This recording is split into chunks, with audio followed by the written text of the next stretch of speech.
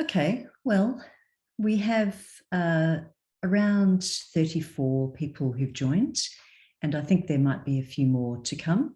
So I think I might make a start just after 7 o'clock.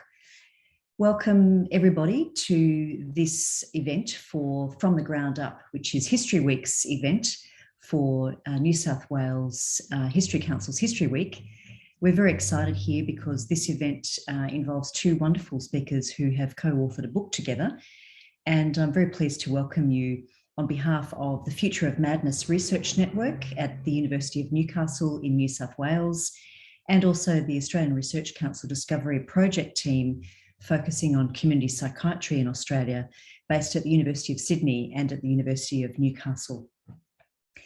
It's an event which celebrates a book, and I'll say a little bit more about that in just a moment when I introduce our two speakers.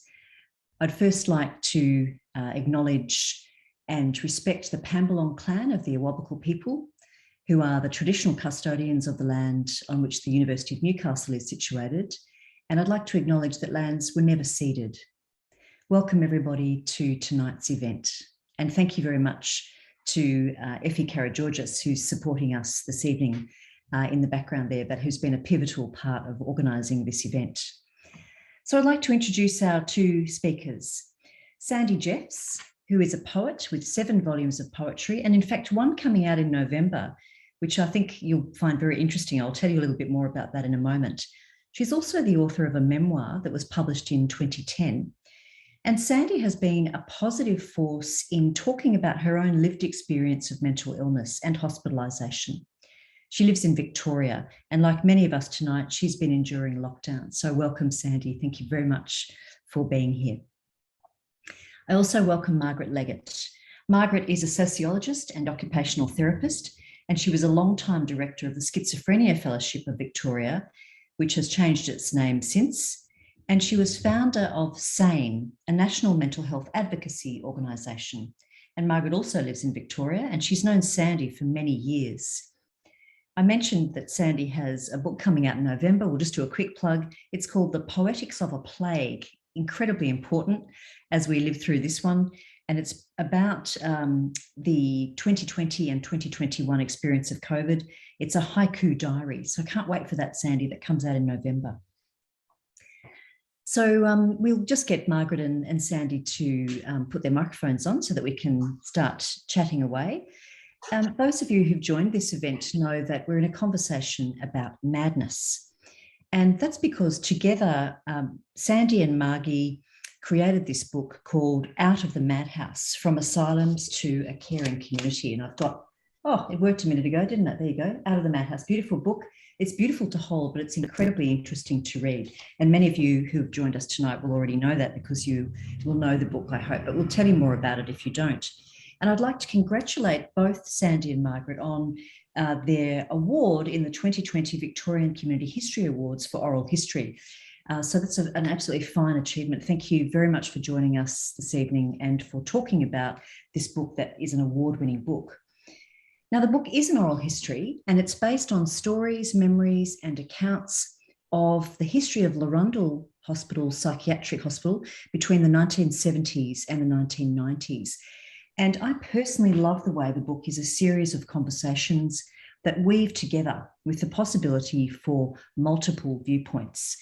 I also wanted to mention that many years ago when I undertook my PhD, I went to La Trobe University to study, which is in the northern suburbs of Melbourne and very close to Larundel. So for me, it was very much part of the imagination of being around that part of Melbourne and the city.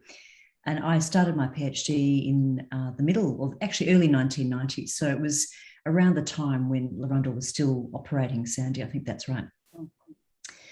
So now just to begin, I'd love to hear you both talk about how you wrote this book, because co-writing a book, two people getting together to write a book is a very interesting process. So how did you start the process of researching and writing this book together? I wonder if we could start with you, Sandy. Oh, thanks, Catherine. Thanks for having us on to talk about our book. It's fantastic to give it a bit of a plug. I had my first psychotic episode in 1976. So I was diagnosed with schizophrenia, and I had my first admission to Larundel in 1978. And it's funny you should mention La Trobe, because I too went to La Trobe Uni to do my Bachelor of Arts right next to Larundel. And Larundel had a rather spectral aura around it, because there would be patients from Larundel wandering around the campus sometimes. They looked odd and looked a bit spooky, and we thought, oh, they're from Larundel. So I had this awareness of Larundel from a very early time. And also in my sociology lectures, I learned about anti-psychiatry, and I did a course called Medical and Psychiatric Sociology run by Rosemary Otto, which was a very anti-psychiatry focused sociology unit. And so I was taught that Larundel was a really bad, foreboding, horrible madhouse where bad things happened. So when I had my first admission there in 1978, it wasn't the cuckoo's nest that I expected. And it was a place that was highly interesting, highly complex, and it was a place that you were always marked by having been there. It was life-changing being there, because it was such an immense experience to be in this total huge, humongous institution with all these mad people. So I had 7 admissions there in total between 1978 and 1991. And that last admission in 91 was a 3-month one, which was quite serious. And really, if I hadn't been contained there by the nurses and kept there by the Mental Health Review Board, I wouldn't be here today speaking to you, because I'm sure I would have killed myself, because I was so suicidal with psychotic whatever. And so I had this long history with Larundel. And I look back now and wish that I'd taken more notice of the place when I was there, like taken photos and kept a diary or something, because I'm so annoyed that I didn't take more notice and have written recollections and documentary evidence and photographs to draw on. So because I didn't know then I was going to write a book. And of course, if I'd said to the nurses in Larundel in 78, I'm going to have 8 books of poetry published and a memoir and write a book about Larundel and all these things I was going to do, they would have said, you're having delusions of grandeur, take some more medication and go and lie down. So it's just so ironic that I've written a book about Larundel. And so it really wasn't my idea in the beginning. It was some friends who suggested to me that I should do it, that I should write a history of Larundel. And so I started doing some research, and I very quickly understood that I'm not a historian, even though I did a history degree, but I'm not a historian. But I thought to myself, I really want the stories of people who were there, either as inmates or staff, to be front and centre of an oral history that I would construct with their having interviewed them. So in 2011, I started my first series of interviews, and I tracked people down either from people who I personally knew who had been there, or recommendations, or word of mouth, just sourcing out people. And so I just kept interviewing people. And by about 2016, I'd done about 71 interviews face-to-face with people who had been there as a staff or a patient. And it was a mountain of material. I was thinking to myself, I cannot do this. It's just too big, too humongous, because I was trying to do transcripts, to actually document them and do the transcripts. And it was getting overwhelming. And I thought, I can't do this, even though I want to, but I can't. I haven't got the skills. So I phoned a friend, and Margie picked up the phone, because I thought, who would be a really good co-author with this? And I thought, well, my friend Margie, who's been in the mental health world forever, and who was pivotal in the carer movement, who has a wealth of knowledge, has a PhD as well, so she's Dr. Leggatt. I thought, I reckon Margie would be a great co-author. And of course, I've known Margie since 1978 or 9, and I count her as a very dear friend. And even after writing this book, she's still a dear friend, because we didn't have a major bust up, and we worked very well together, even though we had some differing points of view about certain things. So Margie picked up the phone. We did more transcripts. We paid somebody from Sane Australia, who was a peer ambassador there, to do some more transcripts for us. And in the end, we had all 71 transcripts transcribed, a mountain of material, and we started going through them. And then we started negotiating how we're going to write this book. And so then we just did it, I suppose, and it took about 2 years to write, I think. And we had this wonderful editor, Jackie Yao, who has been an editor for Penguin and Ellen and Unwin, who's a friend of mine. She came on board with the project and lovingly gave her time to help us with this book, which was a labour of love. Mm-hmm. Wow, it's a huge undertaking, isn't it? When you talk about the length of time, that sits behind a book when you actually hold it. There's many years of work in that. What about you, Margaret? What would you add to that? Well, okay. Well, we had these transcripts, over 70, and each interview was about 2.5 hours long. So we had this mountain of material. So we sort of looked at it and thought, what on earth are we going to do with it? So I said to Sandy, well, you are the person who's had the mental illness. Who are the people that you most connected with when you were in Rundle? And she said, well, I think patients most of the time were spent with the nurses.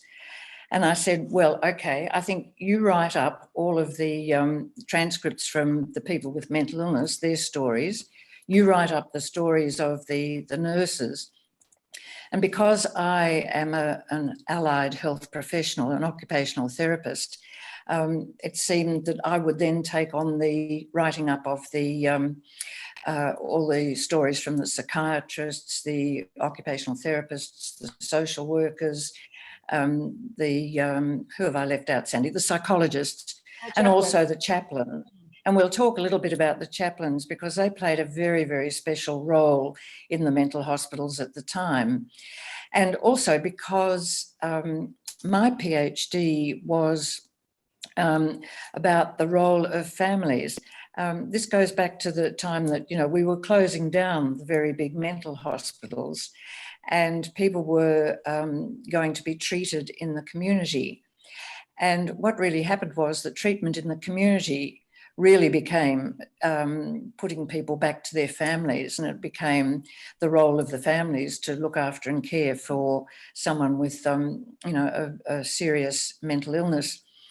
So Sandy had interviewed a number of families, and I said, well, okay, that's my role too. I'll write up about the families.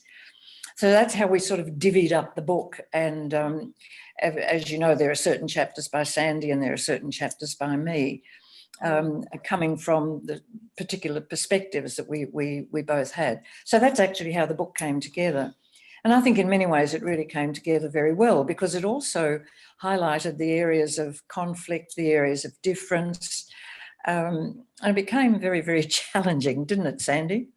Oh, it did. And I think the thing about the book that I love most is that the voices of the people are front and centre. And I've read a lot of books about madness over the years, textbooks and whatever. And in all those narratives, like by Andrew Scull and Roy Porter and all people who are really guns at writing about madness, there's no huge voice from the people who are actually in the madhouses in these books. No. So I think for me, having such a wealth of narratives in the book from all the people who were there in various guises, for me is the strength of the book because it really takes you into the heart of a madhouse in a way that no other book does. It's the day-to-day operation of the madhouse. What happened to the patients day to day? What were they doing?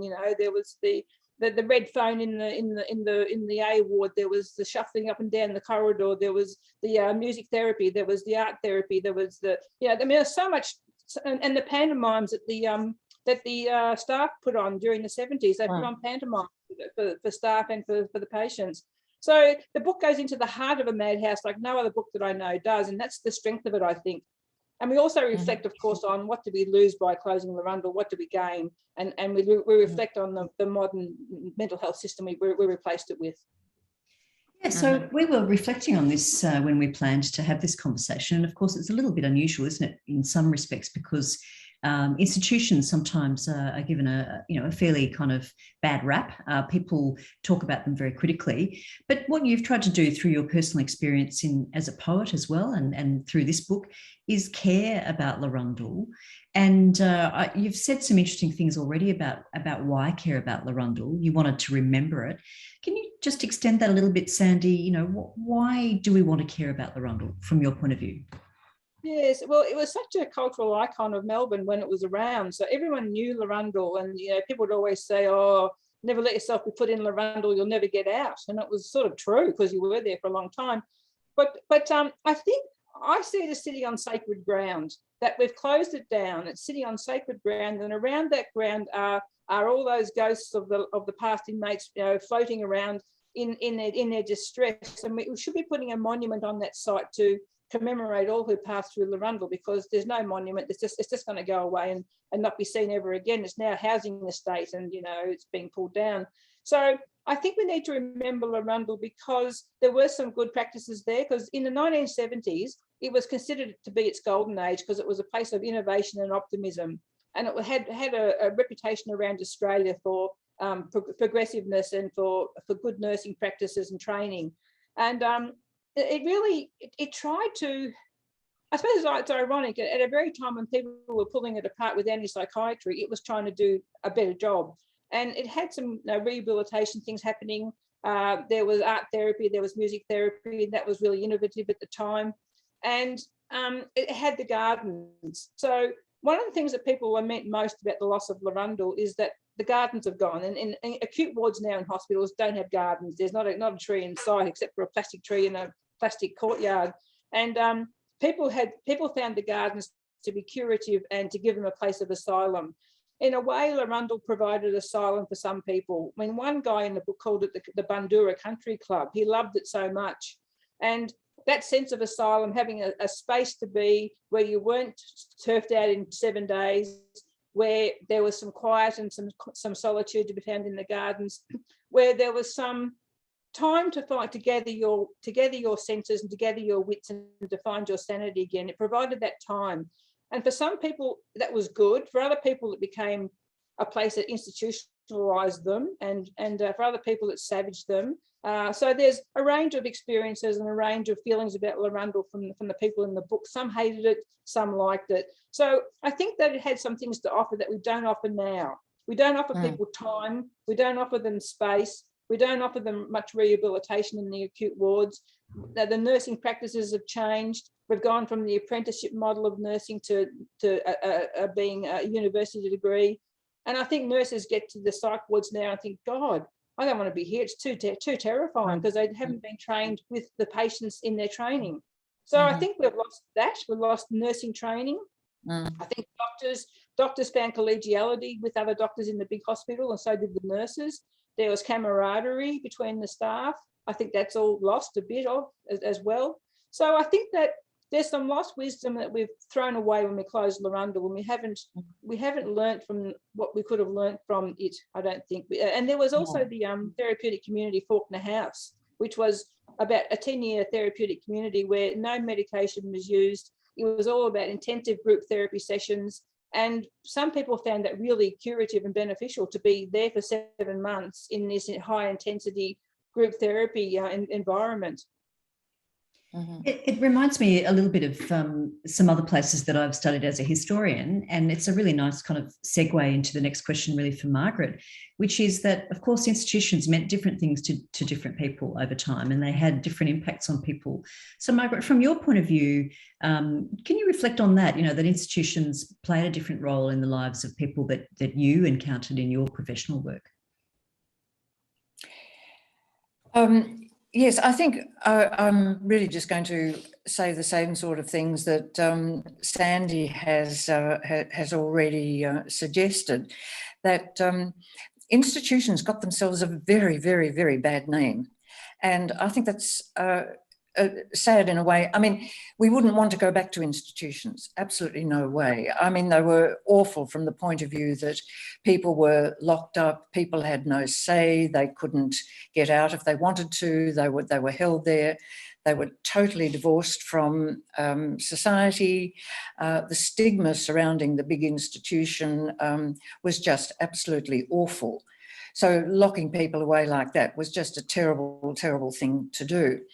And perhaps we had to do that because in those days we had absolutely no treatments that really worked for people with mental illness.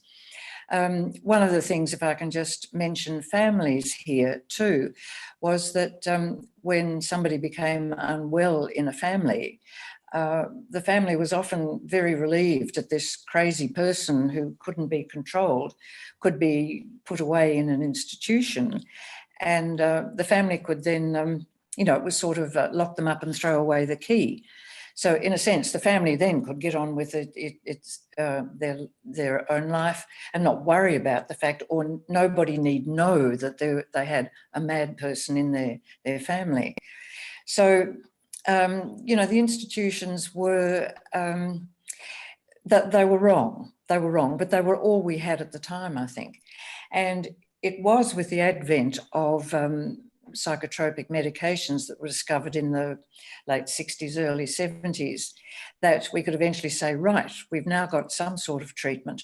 Perhaps now we can start to think about treating people, and maybe they can leave the institution and go into the community. But the other factor there, which is something that Sandy and I find extremely difficult to cope with, is that most of the big institutions were on extraordinarily valuable land. So there also became this sort of idea, oh, wacko, let's get rid of these people out of these institutions, and we can give over these magnificent tracts of land for development, and governments could make huge amounts of money. One of the things that I would really like to know is how much money that has been made out of the development of these lands has actually gone back into the development of community mental health services. And I don't think very much.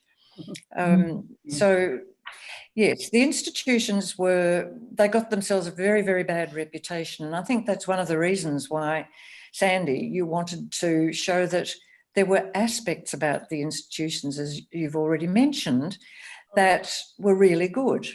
And unfortunately, those really good aspects about the mental institutions and what was happening in them have not been translated into community mental health support services. And I find that tragic. Now, one of the other things that I want to emphasise too is that Larundel had chaplains, and the stories that the chaplains gave, and you can read it in our book, I think were just superb, because what the chaplains did, they were not trained as mental health professionals. And what the chaplains did was listen. Yeah. And I find that just extraordinary, because I think for the very, very first time, people with mental illness actually started to have a voice. And it was through the chaplains actually listening to them. And one of the things that really has developed, I think, Sandy, you'd have to say, we've still got a long way to go. But I think what we are doing now is really, really starting to listen to people with mental illness.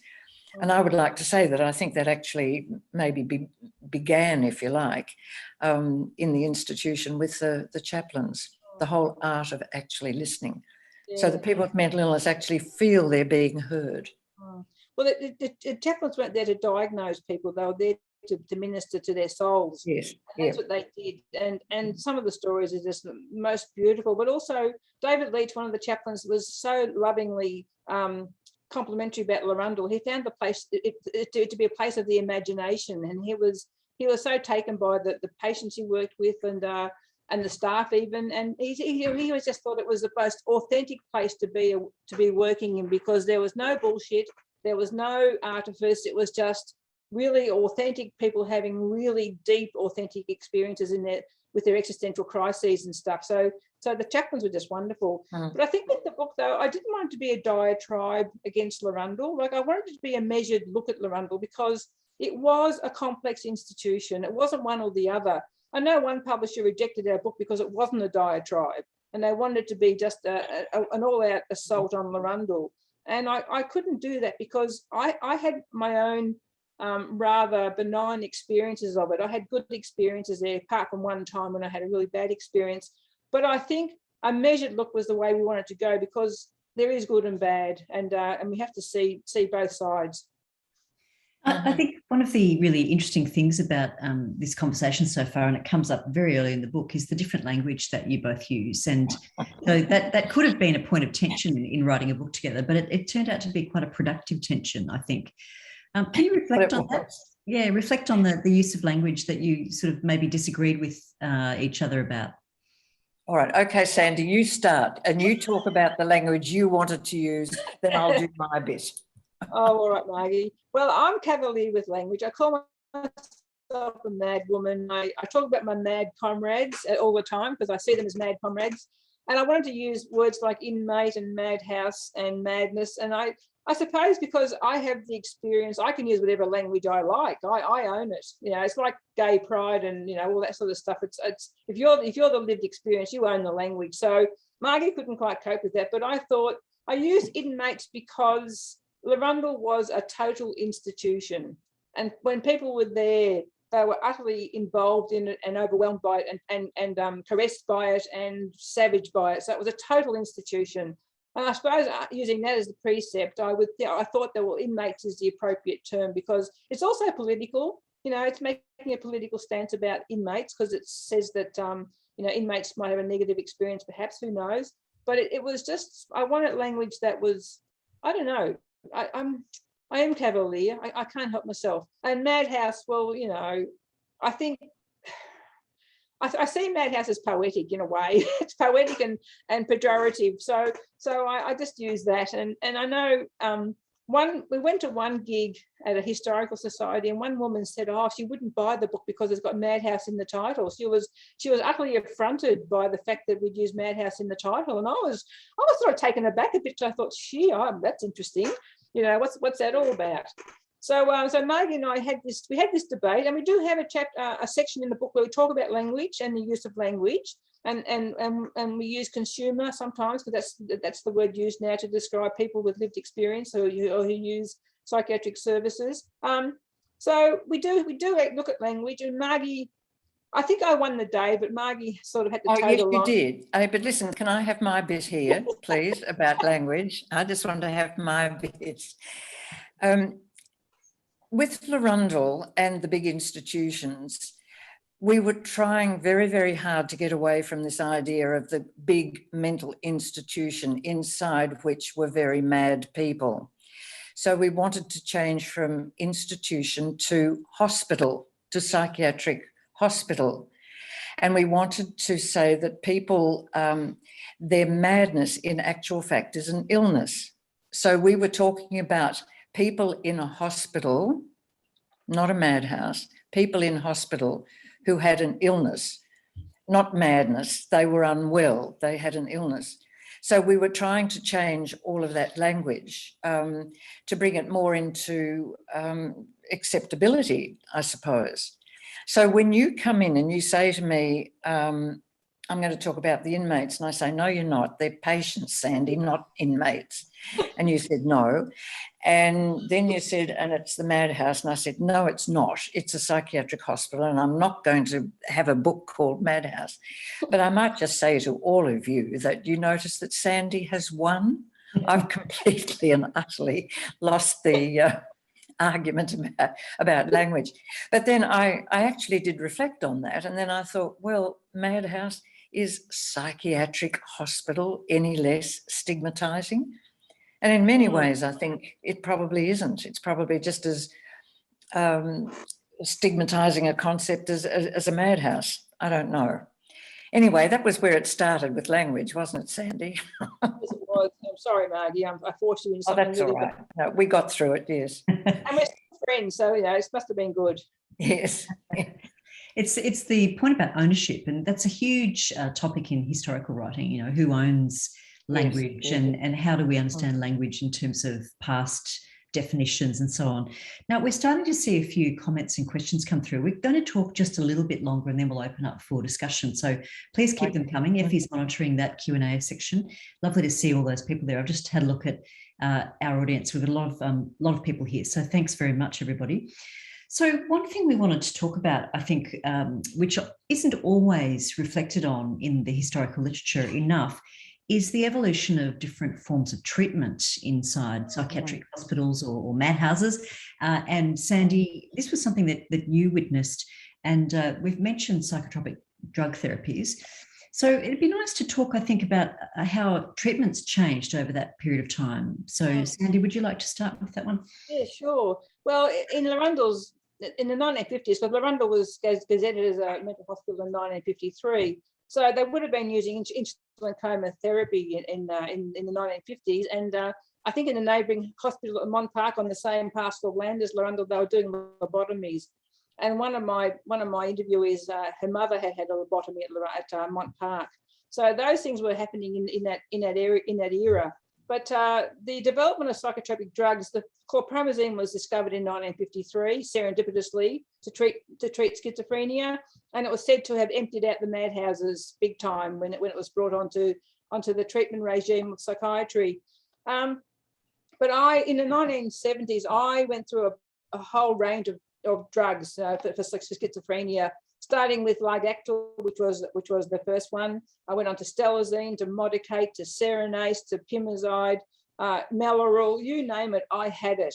And those typical antipsychotic drugs were absolute sledgehammers. And in those days, if you didn't respond to the drugs, they just kept upping the dose, basically. They kept upping and upping the dose until you were actually comatose. It couldn't function. And I now know, having spoken to David Leonard, who was the psychiatrist at Larundel when I was first there, he said they now know they were giving the doses of those drugs that were so untherapeutic and not beneficial. They didn't need to give us those high dosages of those drugs because they've now discovered that wasn't therapeutically efficacious. So I went through those drugs, the early antipsychotics, and I talk in my book about the wards being full of soporific people who were slumped around the edges of the rooms on chairs in a soporific state, because we were doing the Modicate shuffle and doing the Stelazine stomp, which we all talked about. And the Modicate shuffle was where your body was stiffened, the muscles were stiffened, and when you walked, you shuffled like you had Parkinson's disease. It's called pseudo-Parkinsonism. We all did the Modicate shuffle up and down the corridors. It was really awful medication and sledgehammers. And then in the 1990s, we had the beginnings of the atypical antipsychotics, which was things like Zyprexa or Olanzapine, Seroquel, I can't think of the other ones now, but they were all there. Risperidone, and I took those drugs as well. And I remember when Olanzapine came onto the market, it came on with a big fanfare. It was going to revolutionise the treatment of schizophrenia, and it would have no side effects. It would be efficacious. It would be fantastic. It was going to be fantastic. And in a way, I was part of that fanfare too, because I did some talks about it, saying how well I felt on it. But then, of course, it has its own side effects, such as weight gain, type 2 diabetes, metabolic syndrome, all these terrible side effects that I don't recall seeing people in Larundel in the 1970s being completely obese. I just don't recall it.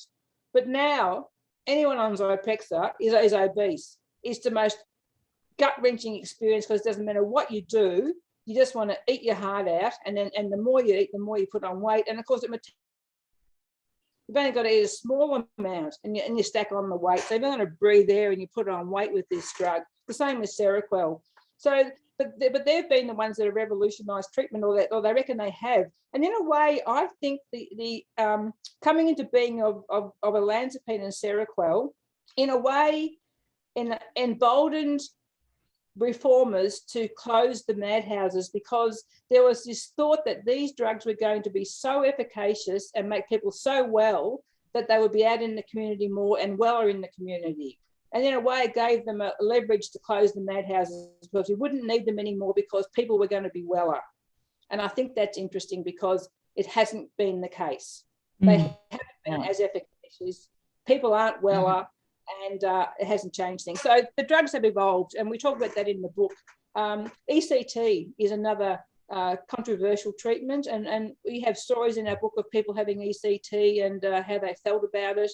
And the irony, of course, is that the ones who extol ECT, the doctors and nurses, haven't had it themselves.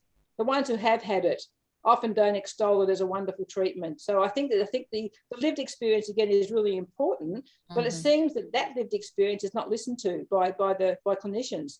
So there are people don't feel good about ECT. The seclusion rooms, the use of seclusion rooms as treatment modalities, to lock people up. They're highly controversial in the consumer world. And one of my interviewees, Julie Dempsey, says they locked her in a room with her voices. And that was so counterproductive for her. She said, they locked me in this room with my voices. I couldn't get away from them. So seclusion has been another controversial part of the treatment regime that people hate. So there are these prongs of treatment, medications, ECT, seclusion rooms, and we now talk about recovery models. So we've evolved into recovery models now, which is about a person recovering on their own in the community somehow with some help from maybe an NGO, but it's all as an atomised individual with a stigmatising society around you. So yeah. Yeah, sorry to cut you off. I was just thinking about that as you spoke. Margaret, do you think that what Sandy was just saying there about that recovery model in the community, did that start with the allied health professionals who are coming in and out of institutions and kind of opening that door to the so-called outside world? Yes, I think it started there. But I think also what has gone very, very badly wrong is that with all of the medications that have been discovered, the whole idea has become that mental illnesses are able to be treated with medications, and that's it. So we've got just what Sandy and I call just the medical model. Now, what Larundel was offering, as well as all of those treatments, were activities. I mean, I'm an occupational therapist, so this, of course, is an interest of mine. And even though I didn't work at Larundel, I did work at another psychiatric hospital in the late 1960s. And my role as an occupational therapist was to provide an activity program for patients from 9 o'clock Monday morning till 5 o'clock Friday afternoon. And it's very interesting that I only ever saw people with mental illness as people that I involved in activities. And to me, they were really just incredibly normal. So I think with the advent of all of these medications, that whole idea of just treating mental illnesses with medications has taken precedence, and all of the other things, what I call the lifestyle issues, have been totally forgotten. Now, Larundel was trying very hard to do something about that. I think you'd agree, Sandy. It was a place of optimism and what was the other word, Sandy? Innovation and optimism, yes. And these were the things that, Larundel was doing. And I just wish that we were not just seeing people with mental illness now as just an illness and to be treated with medications. A lot of this whole idea of helping them develop a meaningful life has just got lost. I think it's very, very sad that. And at least Larundel was trying to do that, I think. In a way, the medical model took hold in the 1980s, basically. It was gaining in the 70s, but by the 1980s, we had won the day. And in a way, medications killed off Faulkner House for the therapeutic community because the therapeutic community was a very expensive thing to run because you needed lots of therapists and lots of time to spend with the patients. And when the medications became such a forceful paradigm of psychiatry, it was just easier to medicate people and not talk to them. So in a way, my mantra to psychiatry has always been, you can medicate the brain, but you have to talk to a mind.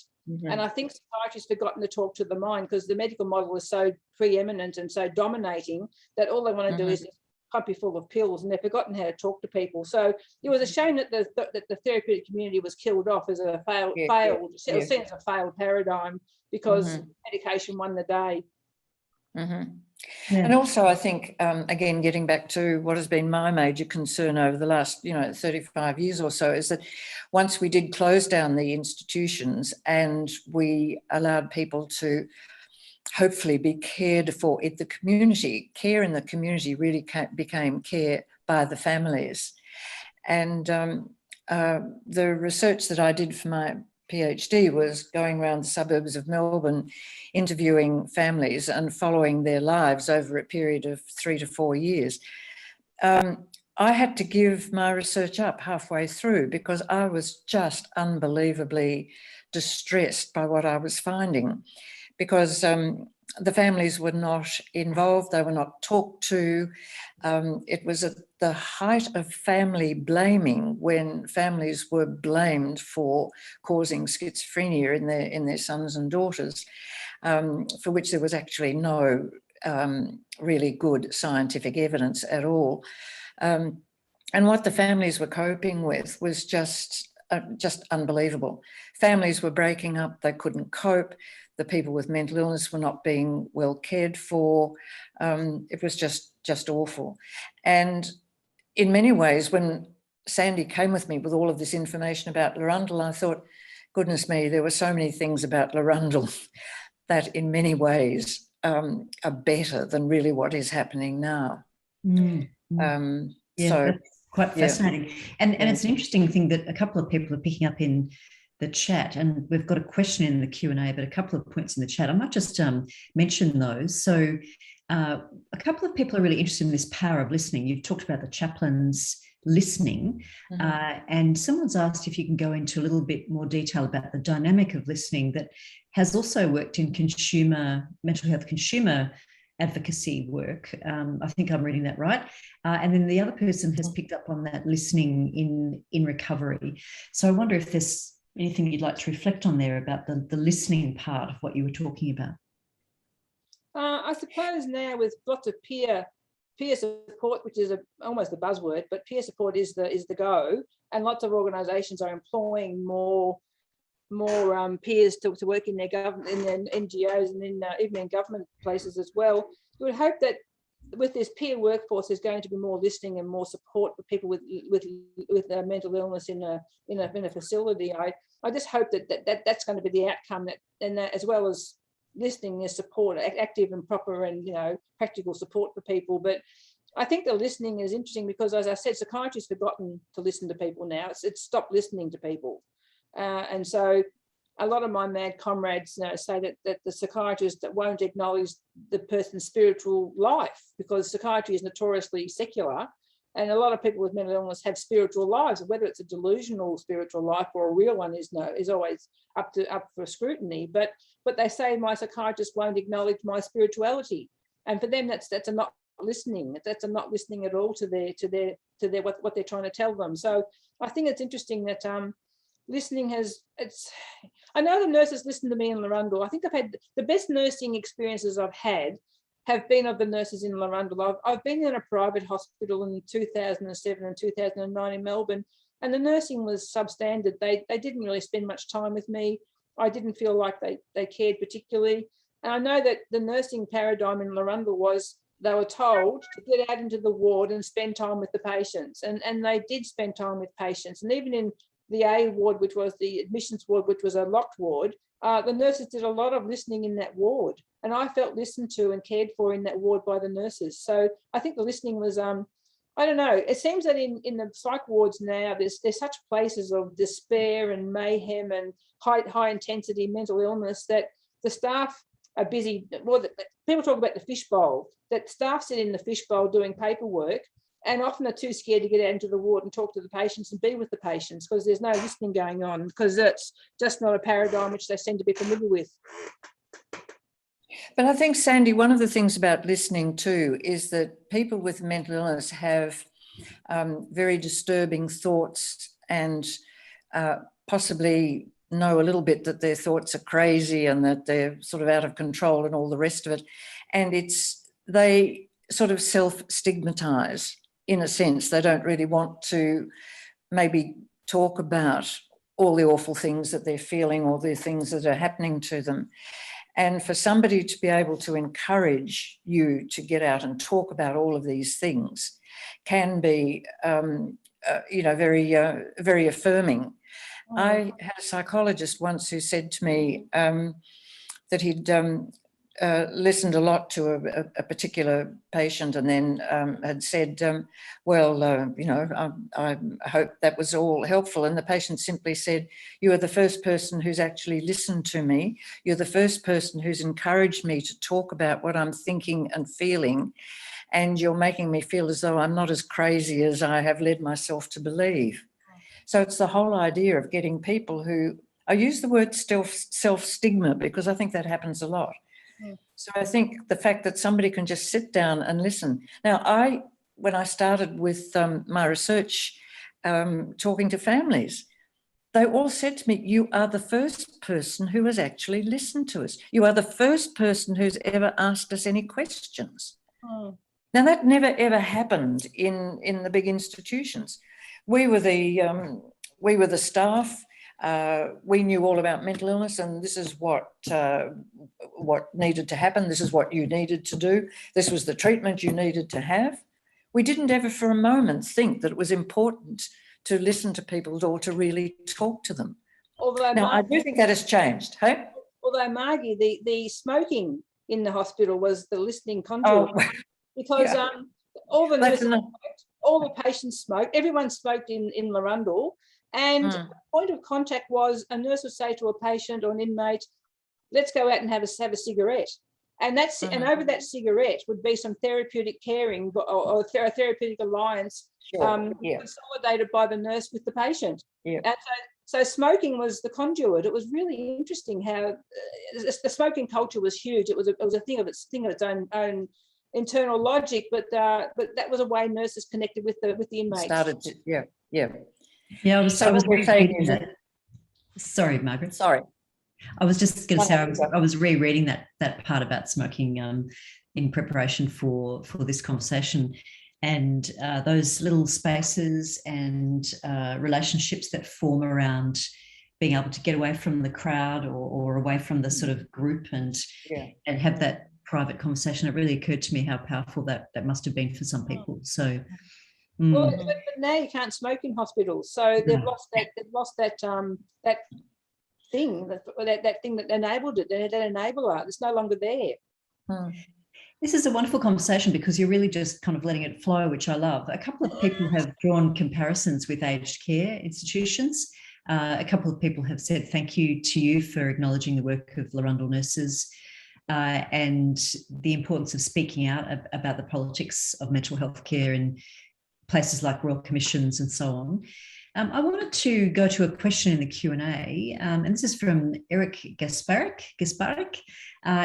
Eric is asking about the importance of remembering, protecting, conserving hospitals such as asylums and mental institutions.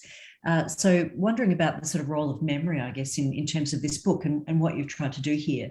So is that one of the biggest things that you've been able to do? Is this the legacy of, writing a book about Larundel, is preserving that kind of memory of what it used to be like? I think that was my purpose. I think so. But sorry, Margie. I was just going to say I didn't want Larundel to be forgotten, because you say Larundel to people now and they go, oh, what was that? And people working in mental health don't know that Larundel existed and they have no idea about it. So I wanted to reignite the memory of Larundel in people, particularly workers in mental health, people who are training to be psychiatrists, psychologists, just that it existed. This is what it was like. This is what we learnt from it. This is what we could take from it. It had some wisdom. It had some bad things, but not to forget. I don't want people to forget, because I don't want to forget about it, because I can't. I had the experience. I don't want others to forget about it either, because it was such an important institution. But you don't want to forget about it because, Sandy, if I can ask you, you benefited from it. You did you not? I mean, would that be one of the reasons? I mean, if you totally hated the place, would you have written the book? No. But there were things about Larundel. I mean, this is what transpired for you and I, that when we looked at all of the material we had, we realised that there was a lot in Larundel that had been forgotten and had not been, and it is still not being implemented in our modern mental health, modern services. And in a sense, we wanted to, if you like, perpetuate the memory of Larundel by saying these things were good at Larundel. We need to do something about that now. Now, the one very big thing that we think is missing, and which is what Larundel gave people, was asylum. You've mentioned that. We have nothing like asylum, I feel, these days for people. Now, when people are incredibly distressed, when life outside is absolutely impossible, they need some sort of asylum. Now, if you go to our acute psychiatric wards at the moment, they are anything but places of asylum. So I think we learnt that there were things that had been lost that we really need to try and get back into our services. You'd agree with that, Sandy? No, I do. I think asylum's the key. Yep.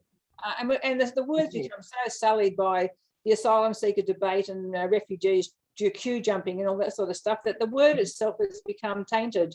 And its true meaning is a haven, a sanctuary, somewhere to be where you're safe.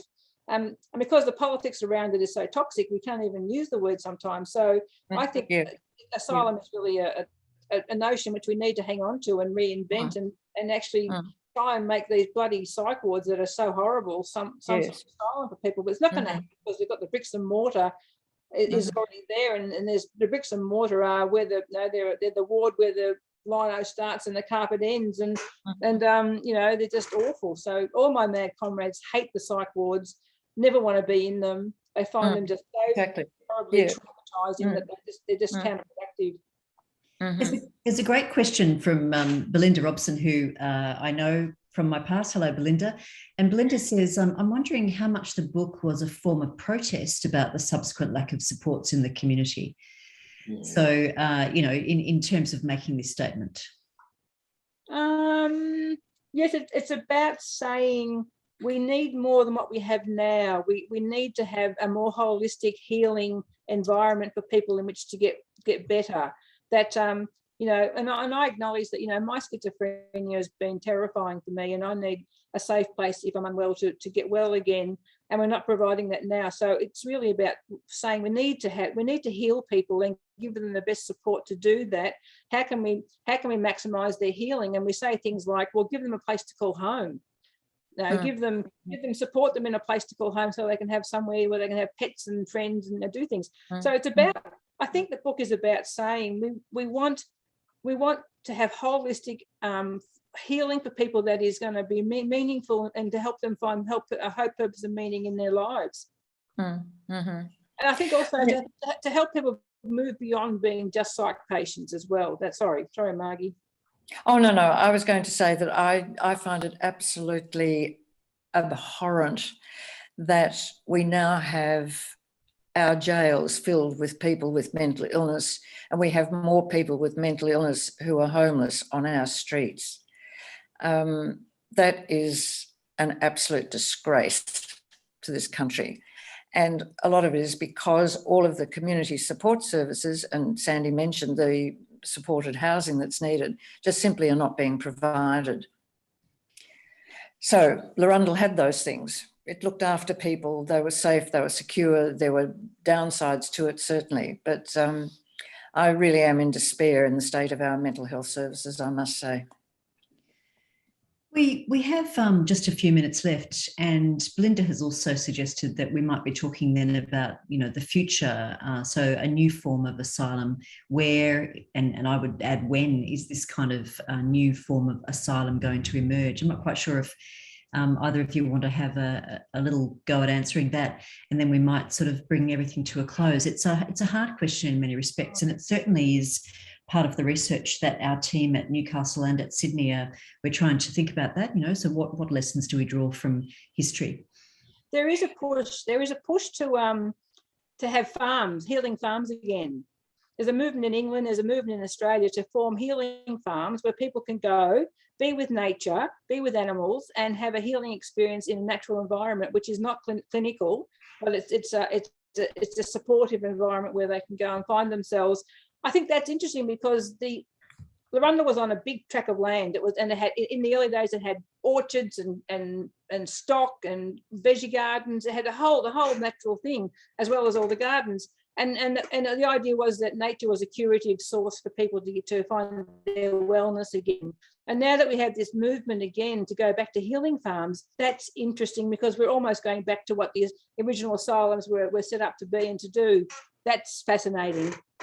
But I think, Sandy, somewhere, I think in the final chapter of our book too, I think you and I put forward a possible model, which might be something like a 20 to 25 bed place where people receive treatment and also all the sort of activities that help them redevelop social skills and so on that they might have lost as a result of their mental illness.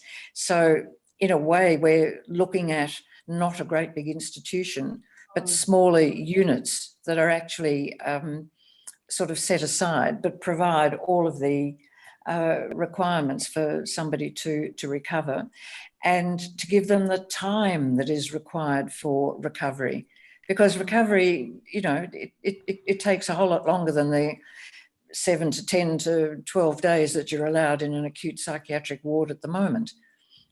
So do you remember that bit in our book that we came up with a sort of a model, didn't we? I think the idea was to have it in every suburb. There'd be a little healing centre, a small number of beds in a healing centre, and it would have allied health professionals and clinicians, and it would have gardens, and it would have therapy dogs and sensory rooms, and all this art therapy, music therapy, all these that build a person's esteem and self belief. And there'd be lots of them around the suburbs, so they wouldn't have one big humongous hospital. It'd be all little healing centres everywhere. Yeah, look, that is absolutely fascinating, and what a wonderful place to end this really rich conversation. I'm sorry we have to draw it to an end. I want to thank you both very much, Sandy Jeffs and Margaret Leggatt. You're award-winning authors, and there's more to come, I know. I want to just remind everybody about Sandy's next book, The Poetics of a Plague, a haiku diary of 2020 and 2021. I only heard about that tonight. I'm already transfixed by the possibility. Sandy's already looking at some proofs and editing with her publisher. So this is really exciting stuff. Thank you both very much for a wonderful conversation, very rich and really interesting. And it's made me think once again about the really important role that history plays in these questions. So thank you so much, both of you. Oh, thanks for having us. It's been a pleasure. And thanks to our audience too. I'm sorry that you can't sort of verbally join in with the webinar. You write comments and questions. We've had a lot of comments, and a lot of people are saying thank you. So thank you very much, everybody, for being part of this. Huge thanks to Effie Karageorgis, who's a wonderful person and supporting and leading in our research here. We wish you all safe and healthy futures in the next few weeks and months. Please look after yourselves, take care of your families, and I look forward to seeing you at the next event that we might have. So goodbye, everybody. Thank you. Okay. Bye.